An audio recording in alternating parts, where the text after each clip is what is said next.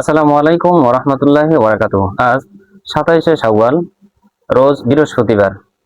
আপনি এই আমল করলে আপনার মনের বাসনা পূরণ হবে, রিজিকের অভাব দূর হবে এবং কখনোই আপনার হাত থেকে টাকা ইনশাআল্লাহ শেষ হবে না।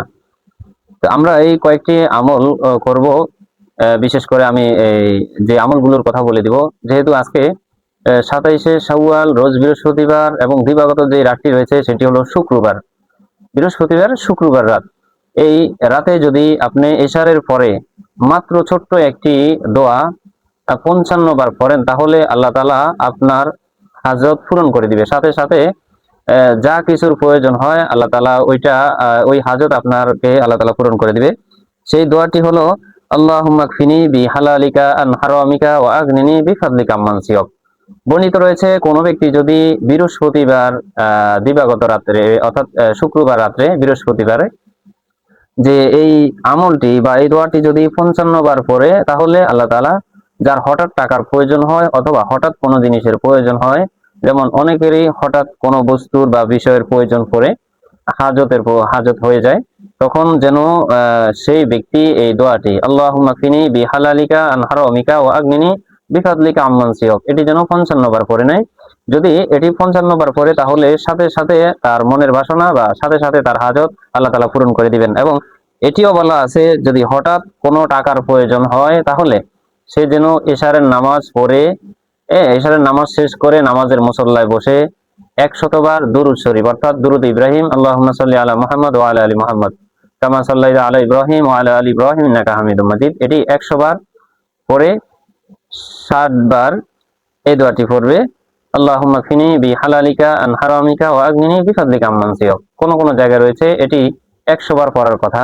যদি ১০০ বার পড়ে এবং শেষে ১০০ বার দুরূদ শরীফ পড়ে, তাহলে ওই পড়া অবস্থায় আল্লাহ তাআলার কাছে চাওয়া অবস্থায়, মুনাজাত দেওয়ার অবস্থায়, চাওয়া শেষ হওয়ার সাথে সাথে আল্লাহ তাআলা তার হাজত বা টাকার যে প্রয়োজন সেটাকে মিটিয়ে দিবেন এবং আপনার মনের সেই তামান্না আল্লাহ তাআলা পূরণ করে দিবেন।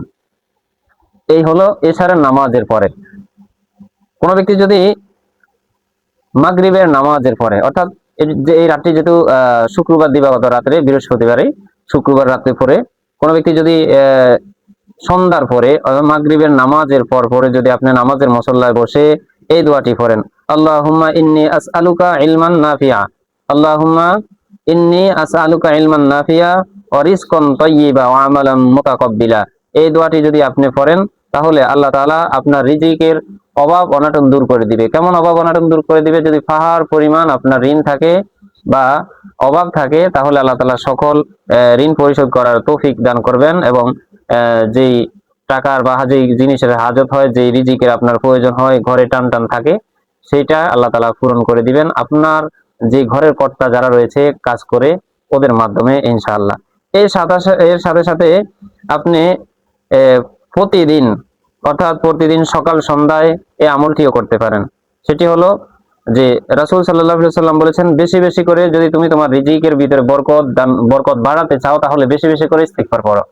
ইস্তিগফার পড়ো যে আপনি মাগরিবের নামাজের পরে ৭০ বার কিংবা ১০০ বার ইস্তিগফার পড়বেন। আস্তাগফিরুল্লাহ আস্তাগফিরুল্লাহ আস্তাগফিরুল্লাহ, অথবা পুরোটা পড়ে নিতে পারেন, আস্তাগফিরুল্লাহ রাব্বি মিন কুল্লি যামবি ওয়া আতুবু ইলাইহি লা হাওলা ওয়ালা কুওয়াতা ইল্লা বিল্লাহ, এটি ১০০ বার পড়ে নিতে পারেন।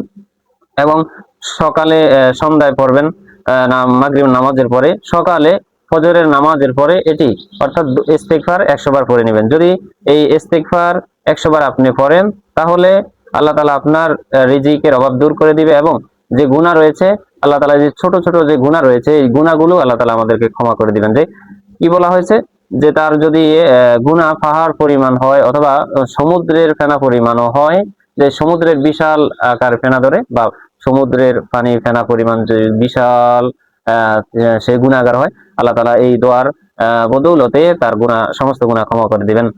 আরেকটি কাজ করতে হবে, সেটি হলো আপনি যদি গুনাহ মাফ করতে চান এবং যদি ধনী হতে চান, আপনি যদি ধনী হতে চান, তাহলে ৩ নম্বর যে কাজটি সেটি হলো আত্মীয়তার সাথে সম্পর্ক বজায় রাখতে হবে।